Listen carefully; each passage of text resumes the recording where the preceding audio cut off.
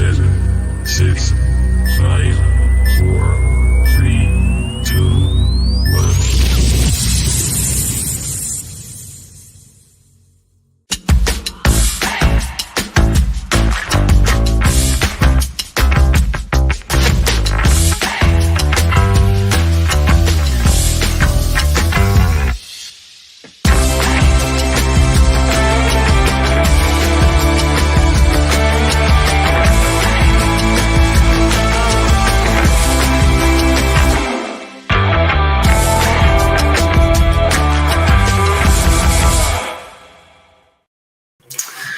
Good evening, everyone. Welcome back to Through Black and White Eyes on a glorious, glorious Sunday.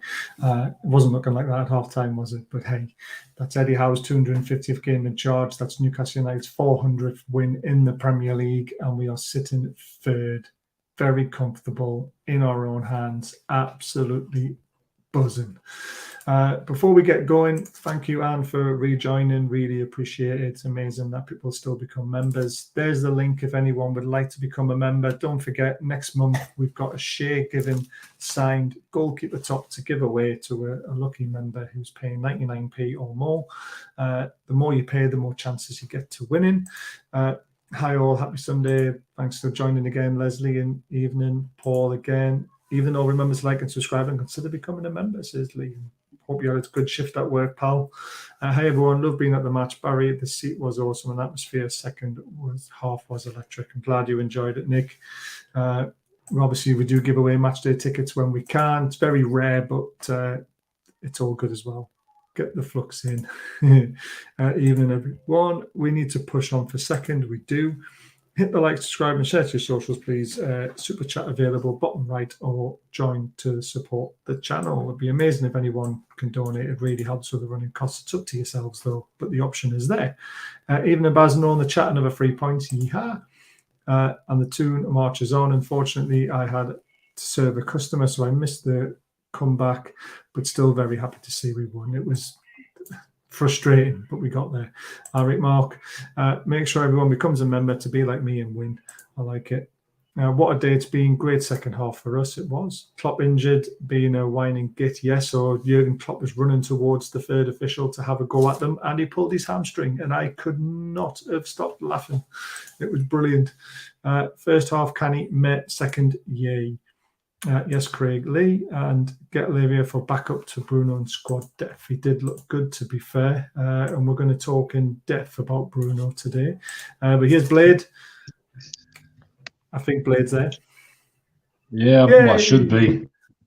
You can probably hear us. I can't see myself yet. I can now. You obviously got a massive delay.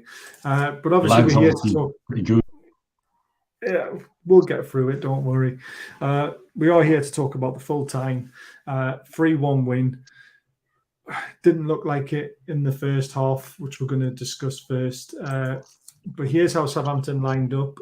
They changed the formation because we all thought they were going to play 4-4-2, but they ended up playing with two holding midfielders with Lavia and James Ward-Prowse playing there.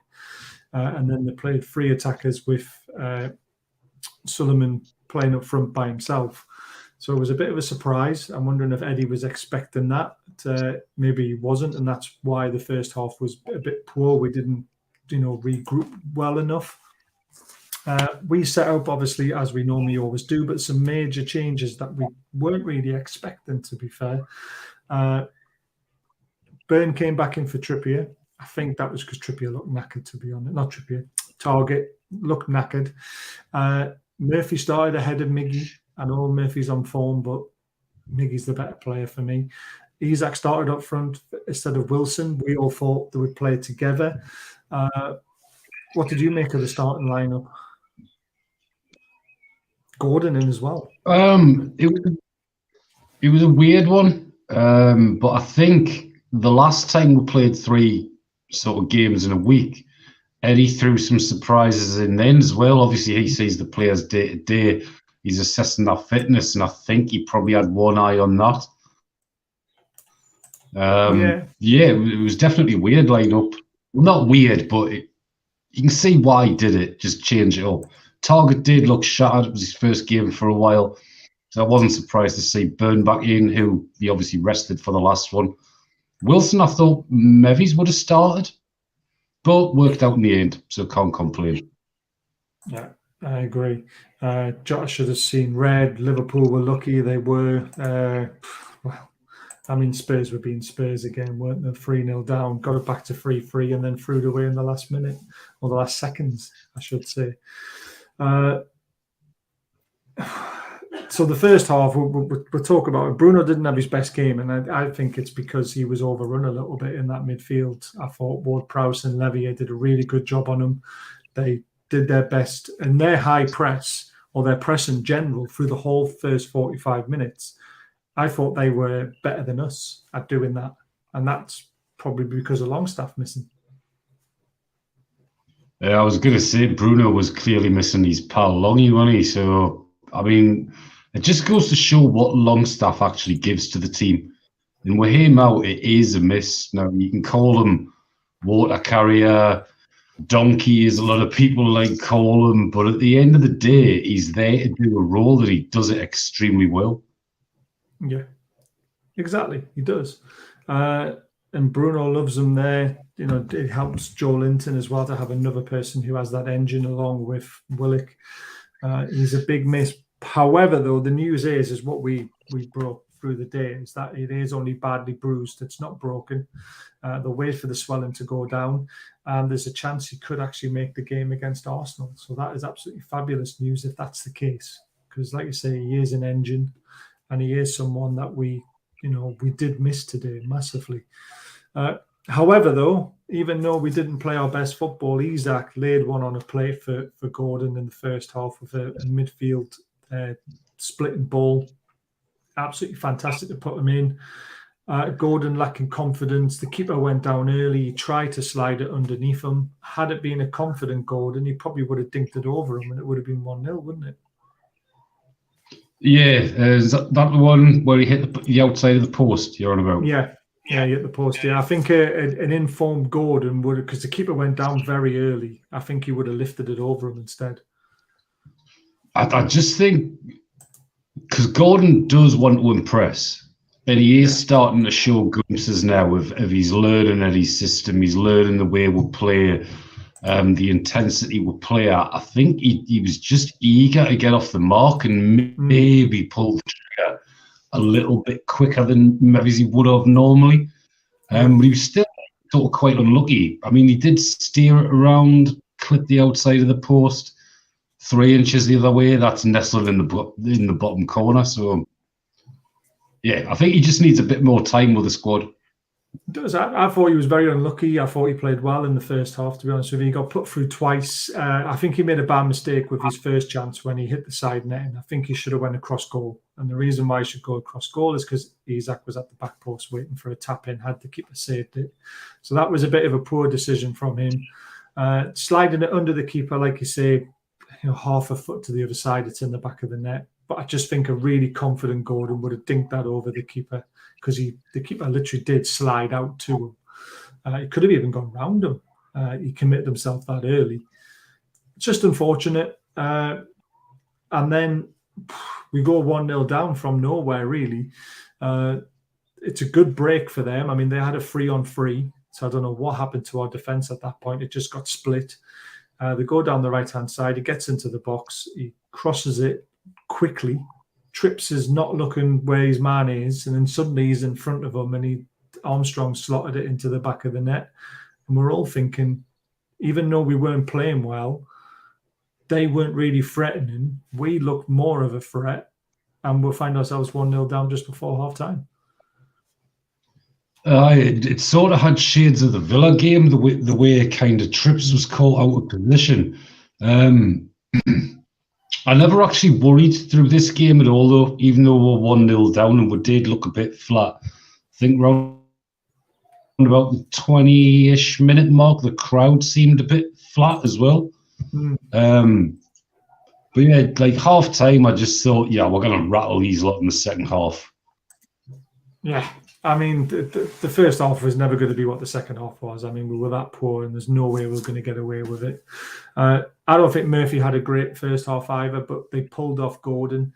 I felt a bit sorry for him. Knocks his confidence a little bit.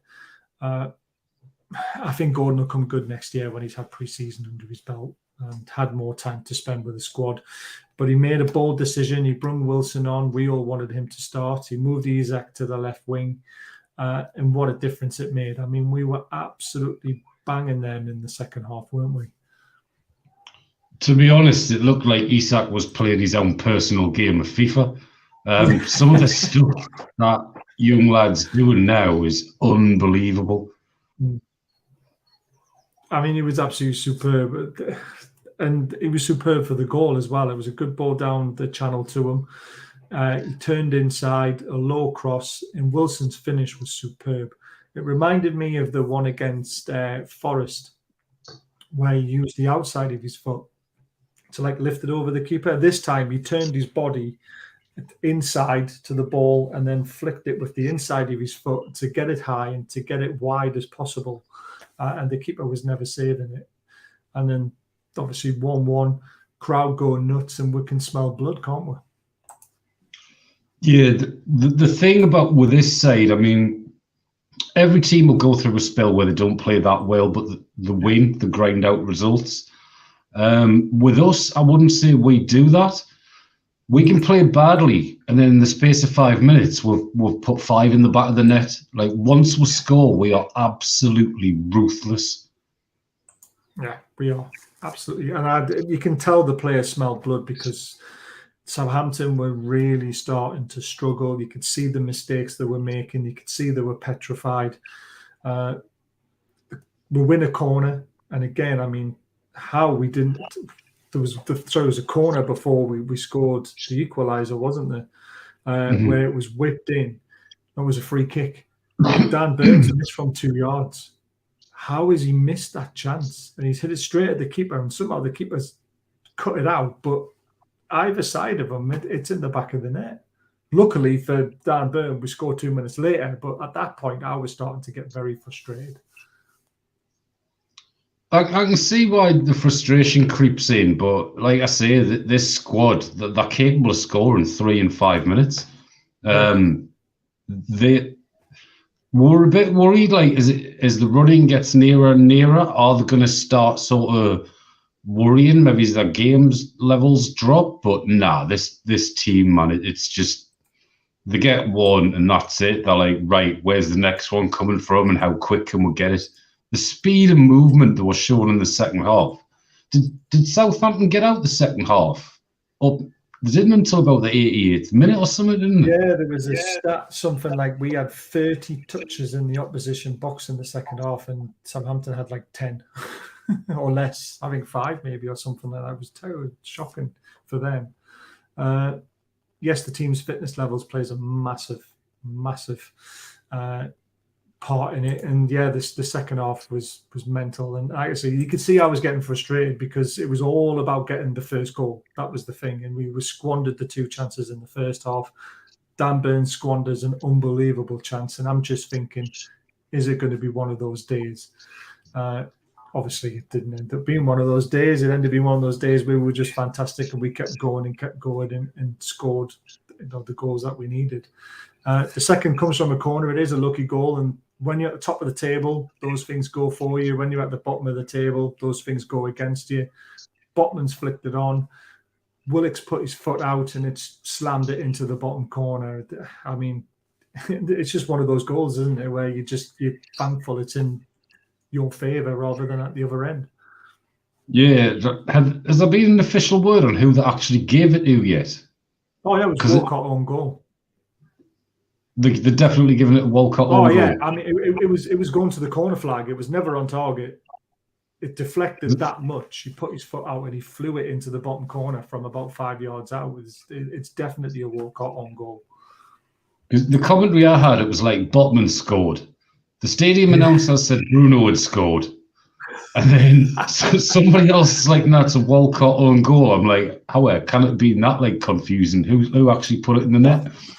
I mean, if they watched it and watched the replay like I did, they would see it was a Walcott on goal all day long. I know everyone was jumping on Botman because he won the header, but it literally, he was 5 yards out, stuck his leg out, and it flew in the bottom corner. The header was probably going to the corner flag. It was, just a tiny little flick on. But I thought Trippier's deliveries were fantastic today. He was whipping them, and there was 2 times he whipped them to the back post and nobody was there, and he was screaming at them, going, "Why aren't you there?" Because they were beautiful deliveries. Probably because his delivery's been a bit off recently. So maybe the players are like, "Where's this gun?" And then this one, they're like, "Oh, hang on, I'm where I'm meant to. Right, let's get it on it." Brilliant. And then once we scored the second, we went hunting for a third, and almost straight away it happens again. Willock gets in, he shoots, there's a block, it goes out for another corner, and it just kept on happening, didn't it? We just kept on going at them. You could see they were panicking. The third goal comes from some great work from Willock. It's a long ball over the top. Wilson doesn't go for it because he knows he's offside. Gets into the box with the defender in front of him. The defender stupidly tries to turn Willock, and as soon as he turns back, Wilson's there. He's hungry. He knows there's a chance. Defender makes a mistake. The ball goes 2 yards away from him. Wilson nicks in, rounds the keeper, and slots it into the bottom corner. 3-1, as easy as you like. Yeah, Wilson's after that 20-goal season. Like we called it on last section. Now. In this one, he's definitely after it. What's he got? 5 to go now? 5 in 5 games. Wouldn't bet against them. I couldn't understand how it went backwards into the goal. Was meant to. Yeah, he literally just stuck his leg out and it just flew in the bottom corner. We could be next season's Napoli. Oh, you never know. Had a mad 5 weeks, but everybody as well. Good. Glad everything's back to normal, Gary. And it is really good to hear. And again, we still were hunting down goals, even though we were 3-1 up. Goal difference could be important. Wilson's after his hat-trick, though, and how unlucky. I think he would have got it a little bit earlier because it was a very similar situation with a low cross into the box, and Wilson was about to pounce, and Anderson got in his way. And Anderson turned and took a shot, and it got blocked. But Wilson was just ready to let loose, and Anderson jumped in his way. It was just like, and then he gets his chance. It's another low cross into the box. We got very clever in the second half because we didn't put a lot of high balls in, like from crosses in play. We literally fired them in low, using the movement of the strikers that we have. And Wilson gets in front of the defender, smashes it off the bar. It goes up in the air and comes down and hits the bar again and then goes out for a goal kick. And you're just thinking, well, I think Bruno would have tapped it in, to be fair. But if that landed on the grass, it would have spun back in and it would have been a hat-trick. Yeah, that was nuts. Like, I don't think I've ever seen somebody hit the bar, it go up in the air, come down and hit the bar again. Like, normally you'd expect to get some form of look out of that. It reminds us a bit of, what's that golf film with Adam Sandler? Happy Gilmore. That's it. You know, the one at the end where he plays the shot and everything's collapsed. Yeah. And it's bouncing about all over the place. Yeah. Brilliant. Southampton didn't have a shot on target or off target in the second half. We had 17 shots with 5 on target and 12 off target. Need to improve that, even though we have been very clinical recently, so I really can't be complaining too much. Have we ever had a more dominant second half? No, I can't think of one this season, to be fair. We were absolutely superb, to be honest. I nearly crapped myself and got out of my seat with Isak again on the left wing when he had 4 players around him and he did them all. I was thinking he was going to do it again, what he did against Everton. I was like, go on, do it, Messi. He decided to pass it to Joe Linton, or to Bruno, who played a 1-2 with Joe Linton on the edge of the box, and then he curled his shot wide. If there's any criticism of Bruno this season, he needs to improve his shooting, doesn't he? Well, he's been a little bit off it, considering like he sort of made such a good start of his Newcastle career, scoring some important goals. He's maybe shooting from a little bit further out than he was in those games. Like the Southampton one last season was That was a good one, yeah, where he killed it. Yeah, they were all closer in. His diving header was closer in, but it's still nice to see him taking those shots, and he is getting closer and closer. Yeah, definitely. Just needs to do a little bit more practice. The other good news is we have sealed the European qualification regardless of what happens. If we lose every single game to the end of the season, we will end up in the Conference Europa League thing. Obviously, we've got bigger fish to fry, and that's why we're not celebrating this. We're just happy that we, from relegation last season almost to being in Europe this season, unbelievable. And I think we are, and you believe, Blade, as well. We're going to go one better, and we're going to be up Champions League football. Yeah, 2 more wins now. 6 points. It's all we need, and it's secured. 6 points in this Champions League football. We'll get. We'll get that. Oh, definitely. I just can't see us faltering now. I really can't. Most of his early goals were at set pieces. Not sure about him moving up the pitch. Brentford, Southampton, all the way goals that were in play. Norwich, I remember that one as well. That was a great one. He just needs to practice his shooting a little bit from distance. With Bruno and his lack of goals, could it be down to his foot problems they say he's suffering from? I mean, it could be that as well. We need the season. What we need is to get Champions League qualification and then just rest him a little bit. I know Eddie probably won't do that, but I would be tempted if we got European qualification for Champions League and there's 2 games to go and his ankle's that bad and he needs an operation. I'd be thinking, right, go and get it done now. So we'll make sure you're fit for pre-season and we've got everyone fit and healthy. Would you consider it? Or would you be like, chase down second? I'm going to go greedy and go chase down second. Just give him 1 week less off for his holder and go, now you can go and recuperate in that time, mate. Time off, you're not getting it. I love it. I just think it would be a sensible thing to do. I know he probably won't do it, and Bruno will probably not want it to happen either, but it's what I would do as a shrewd manager. I'd like to think. I would do it on Championship Manager or something like that. Right, Eddie Howe, after the game, we kept doing the right things and ended up scoring deserved goals. I thought we deserved to win. Eddie Howe on today's win over Southampton at St James's Park. I mean, he was right. I mean, he needs to take all the plaudits again. He made the difficult decision to take Gordon off, and God knows what that can do to his confidence. But it's a tactical substitution. It's not because Gordon was playing bad. We need to get that across. Gordon was actually having a decent half. It's because he wanted to put Wilson up front, put Isak on the left. Murphy, he could have pulled him off if he wanted to, but he went with Gordon because that was the side that he wanted Isak to play on. He took the risk and it paid off. Yeah, unlike when Gordon got subbed as a sub and reacted the way he did, this one, I think you'll completely understand it was tactical. We're pushing for Champions League. Every point counts now. The games are coming fast and fast, and there aren't many left. And I think Gordon will have took that one well and understood the decision to take him off and sub him. Yeah, I agree. I hope so. I tell you what, though, I didn't notice the bench. Someone pointed it out to me. No Lascelles today. Wonder if he had a bug or something. Because obviously Longstaff was ill. He was at the game.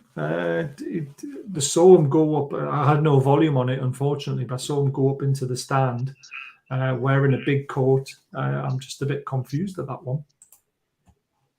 Nah, I mean, you can still be ill and still go to the game. Like if you've got like a virus or something, could have just been something like that. Possibly. They normally get told to stay at home, though, don't they? Just in case they spread it. Or I just thought it was a bit strange not seeing the cells. Apparently he's got a calf injury. There we go. Thanks, Paul. That clears it up.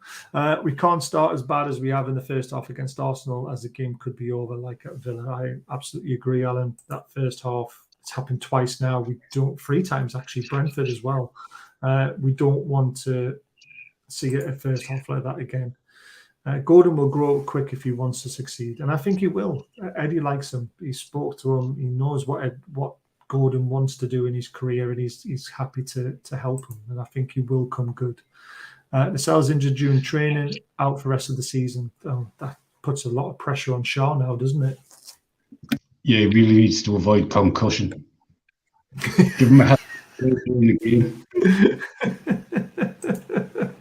Oh man, every time he goes out with a head injury now, we're going to be like, no, we're going to end up with Mancua at centre back. I suppose it'll be Dan Burn, won't it? And then Target will come at left back, but you just never know, do you? There we go. We've always put the picture up. We've always got to show it. It just gets better and better. Murphy's face every single time, man. Honestly, the guy needs to just chill a little bit. I'm sure he's only got 2 gears, like no gear and full on gear. I think his favourite movie is The Mask, and that's where he gets all of his facial expressions from. He just watches that on repeat, and he's like, "That's the one I'm doing today." I love it. I mean, Gordon's in there with a smile on his face. I mean, at the end of the day, he was just unlucky to get substituted at half-time. I really do believe that. Eddie bought Gordon for what he can make him into, not what he is now. Exactly. I've no problem with Gordon's progress. I'll judge him at the end of next season. Best way to do it. And Leslie says, well done, Craig. Guys, get your man of the matches in the chat, and I'll come back to the chat once we spoke about some particular performances today. The first one is Bruno. Like I say, he didn't have his best game, but he still completed 58 out of 66 passes, more final third passes, 27 out of 31, more successful tackles, 4, won more duels, 11, and suffered more fouls free than any other player for either Newcastle or Southampton. So even though we think he had an off day, the stats say, Jesus, well, look what I've done. Even Bruno thought he had an off day. He's been on Twitter sort of like apologising, and it's like, you still played pretty well, mate. But if that's the sort of standards of players that we've got at the club now, and they're putting themselves at a standard that we've never seen before, then let's get up with him. Yeah, I mean, let's face it, our standards and our standard line has been very fucking low for a long time. And now it's right up here. It's like, Jesus, I don't know where to go next. This man, Dan Burn, came back in for Target. He had 3 interceptions and won more defensive aerial duels, 3 out of 3, than any other player on even Newcastle or Southampton. They did try and play quite a lot of long balls, didn't they? Which I was a bit surprised at that. But they were struggling to keep possession, especially in the second half. And he was there to mop everything up, wasn't he? Yeah, I think they were just desperately trying to get the ball. Like, they knew that once we got that equaliser, they were finished. Yeah. They'll have been watching the games that we've played recently and thought, hold on, these lot can score anytime they want and in quick succession. Just try and get the ball away from danger. Because the first half, Southampton actually kept their shape really, really well. And they obviously knew, we haven't really got a guy that can thread countless balls through tiny gaps. So if they're all playing with the ball in front of them, we pose less threat. Second half, we just upped the pace that little bit. The quality of the passing was a bit quicker. Wilson coming on allowed Isak to be that man that was finding those through balls. And they were just panic stations from Southampton. And you're not going to... Big Dan Burn at the back must have just been thinking, knock them my way. I'll get my head on that, no problem. And he did. Isak again completed more successful take-ons, 5 out of 6 than any other player from either Newcastle United or Southampton. I mean, ASM would be proud of 5 out of 6. He was incredible on that left side in the second half. Even in the first half, he was still creating things, even though he wasn't getting the service. I mean, that lovely through ball to Gordon sticks out in my memory. Just a great performance all around from him. Yeah, Isak's different gravy. He showed it against Everton. He's clearly getting fitter and fitter. And like I say, some of those turns and that in the second half towards the end, he was playing his own personal game of FIFA. Yeah, he really was. This is great. Newcastle United are the first Premier League side this season to have 4 players make 9+ successful ball recoveries in a single game. Bruno 9, Burn 9, Kieran Trippier 9, and Joe Linton 9. This says 2 things to me. It says we were either winning the ball really high up, or we're really poor. We were giving it away a lot, and we kept on getting it back. Yeah, I'll the way the second half went, I'll go towards it was the high press doing it. Yeah, definitely. But the first half, obviously, we were giving it away a lot. We did win it back a lot as well, so that always helps. Before we go to the man of the match, just very quickly, don't forget, if you're enjoying the show, hit the subscribe button. Please consider hitting the thumbs up button. It's completely free, both of them. Doesn't cost you a penny. Hit them, and it really helps us to move this channel forward. Thank you to everyone who is a member. I do need to update this because we have lost a few members recently and gained some and all this sort of stuff. So I need to get your names up in lights. It really helps with the running cost, helps towards the money that we pay for StreamYard and stuff like that. It helps to go towards the prizes we give away, and we also try and give money to charity when we can afford to as well. And next month's prize is this amazing goalkeeper top signed by Shay Given, and one lucky member will receive that next month. So if you want a chance of winning it, hit the link at the top of the chat and become a member today. Right, let's go back into the chat and get the man of the match calls. We'll answer Alan's question first. Do you think Howe will play Wilson up top, Baz, or Isak, as he likes rotating him and Isak against Arsenal? Longstaff has to start if fit. We look much better within the middle. Agree on Longstaff. He's got a big decision to make who he plays up top now because, well, let's face it, Wilson scored 4 goals in the last 2 games. But Isak's also on fire with 2 assists in the last 2 games and a goal. So 2 goals against Spurs. How do you choose between them? Flick a coin. I think the way Arsenal play, he's going to start Isak. I think that Arsenal are going to come out with, especially after what we did to them last season at St. James's. That is true. They're still going to believe they've got some hope of chasing the title. So they've got to come out with. And if they come out with, I'd rather have Isak running in behind than playing the higher press and trying to push Arsenal back and play to Wilson's strengths. So I think you'll go Isak starting for that game. Oh, it's going to be interesting. Nick goes Callum Wilson for man of the match. Simon says Wilson for man of the match. Definitely Wilson man of the match. He wants to be top every game, sets high standards for himself.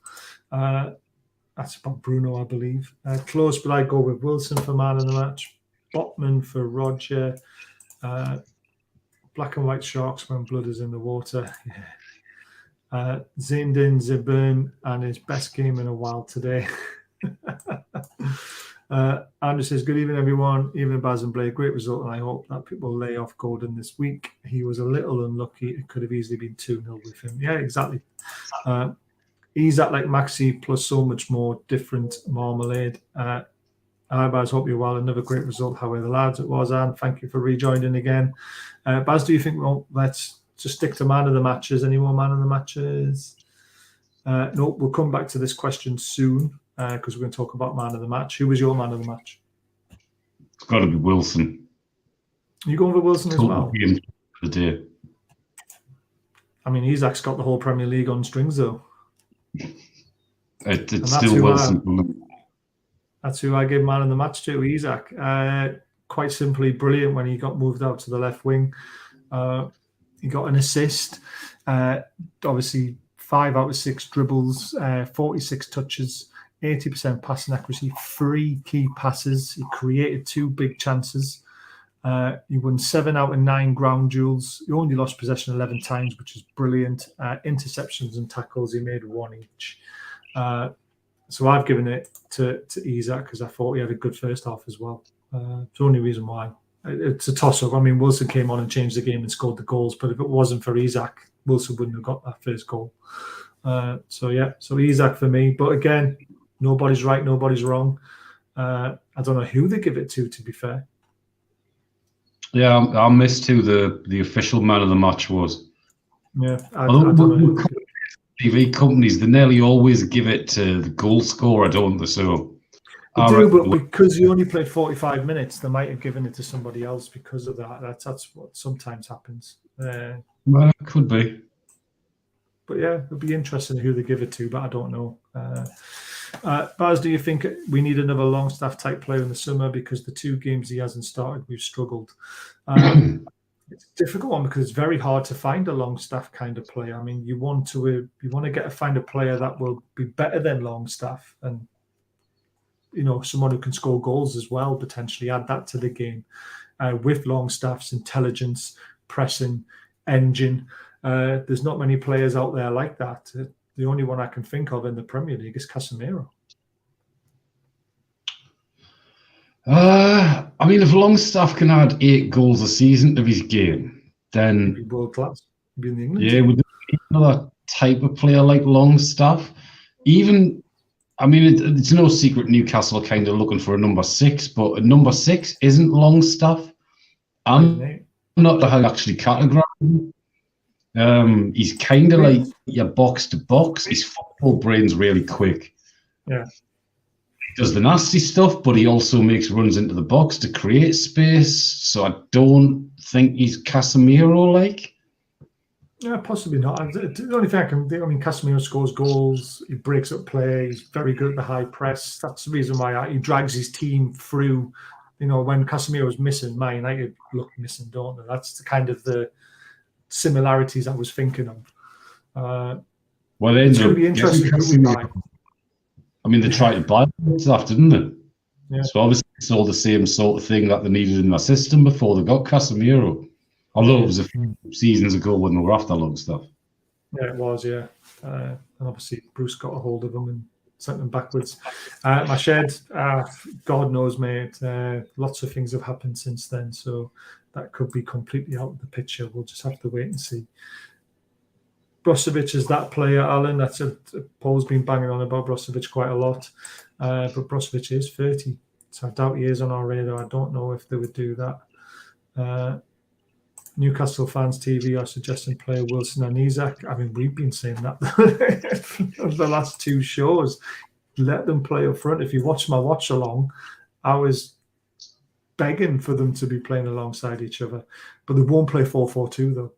This is the thing. It'll have to be Isak as a 4-3-3 on the left-hand side of the wing. So yeah. Who will he play on the right against Arsenal?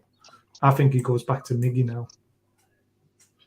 Yeah, I'd say it would be Miggy. Miggy's got 2 games under his belt now, so he's starting to get match fitness back. And I mean, there was one point in the Southampton game where Miggy chased back 50 yards and made a tackle. Yeah, that's the difference between Miggy and Murphy. So I think he'll start Miggy. Yeah. I reckon that Eddie might go back for Ekiteke. I mean, I've said this, and a lot of people have really tried to hammer me for it, but the reason why I say we go back in for him is he was poorly advised. He needs to get rid of his agent. PSG was never a good move for him. And can you imagine what Eddie Howe could do for him? You could probably do wonders, but I'd just say, look, you refused with the first time, mate. Now we're good. Do one. Yeah. You had your chance, you blew it. It's a tough one. Don't watch, but from Baz's commentary, I'll go with Isak. Yeah, I was a bit of an Isak loving when I was doing my watch along. I reckon Arsenal have as much to fear from Newcastle as Newcastle do Arsenal. Let's hope we go into the game all guns blazing. I think it'll be a very different game to what it was down at the Emirates. We soaked up so much pressure that game. Being the away team, we kind of give them too much respect. I think, but Arsenal were excellent that day. It was hard to get out. But look what we did to Arsenal last season at home, and we can do that again. Get the fans on the side, get the flags out, get everything bubbling, and they could drop their backsides again, to be fair, because they're still a young team. And we've got the players to hurt them, really. To be fair, Isak was next gravy when he came on. He was on from the start, Roger, but he was great when he went out to the left wing in the second half. Man of the match, the Seagull that shot on the Southampton coach was a shot that was. I didn't see that. I missed that. Damn it. I thought Shaw had an excellent game. My man of the match, in my opinion. Yeah, Shaw was very good. But, yeah, it's hard to give it to a defender when you're playing so well attacking. Nobody would dispute if Isak got it made, but I still think Wilson changed the game. Someone said up in the chat, Eddie Howe should get man of the match because he's the one who really changed the game by making the substitutions. But there we go. Ekiteke can go suck eggs. Their first 2 shots were down to Shaw. Yeah. Isak or Wilson, hard to choose. Longstaff type box-to-box player, Declan Rice. Yeah, Declan Rice would be another person to sort of, and he scored some great goals in Europe this season. If anyone can get the best out of Longstaff, it's Howe, and he's getting goals from midfield in the past. He's just not getting them at the moment, though. Do you think you got a type of player would suit an Eddie Howe team? We have sniffed around him. We were told scouts went out to watch him, but they basically said his attitude not great in high pressured situations. He loses his head a little bit, so he might be one that we look at maybe in 2 years' time when he's matured a bit more. But I think he's a cracking player. Casemiro Bars, if he ran as much as Longstaff, he'd drop dead. Yeah, but Casemiro is such a clever player, though. Look what he did to us in the final. He runs for 90 minutes. Just watch him. Ask Mauro about Brozovic, and I don't disagree. He's not a good player. It's just a player at 30, like Casemiro. Is that someone who would be on the Newcastle radar? I don't think it would be, Blade. It depends on the price. I mean, Champions League qualification, Brozovic would be one hell of an addition for Champions League. As to how many games he'd actually play, I don't know. So would you take the risk of buying somebody essentially for the Premier League? Because Brozovic is kind of an all-action style, and at 30, you kind of wonder how many seasons can he keep that going, especially in the Premier League, which is a lot faster than Italy. And then ask him to play Champions League football on top. Yeah. Well, squad rotation comes in, doesn't it? Did you see Klopp doing his hamstring running about the RCAs? I did, Alan. I tweeted it out straight away because I was pissing myself laughing, basically. If we give Rice a comparable signing on fee to keep or slightly raise the wage structure, then it's a valuable option. It is, yeah, because obviously the signing on fee is different to wages. So, it wouldn't affect FFP as much potentially. So Rice is still an option for us, but I think he's more going to Chelsea or Arsenal, to be honest with you. I don't know why he would go to Chelsea, though. There's so many players there. 4-4-2 with Wilson, he's like up front.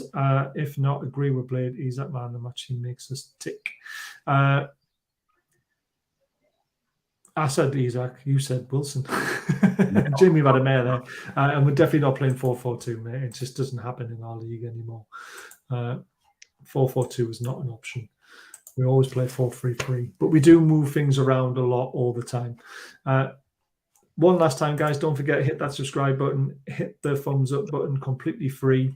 Don't forget to consider becoming a member. The link's at the top of the chat, 99p a month, or $1.99, $2.99, $4.99 gets you into a prize draw, and we're obviously giving away Shea Givens goalkeeper top that he signed personally himself. That is the prize next month we're going to be giving away. Post-tune stress disorder. I love it. Andrew, I disagree. Rice isn't good enough to pay 80 million plus a golden handshake. Wouldn't take him for 60. I'd take him for 60.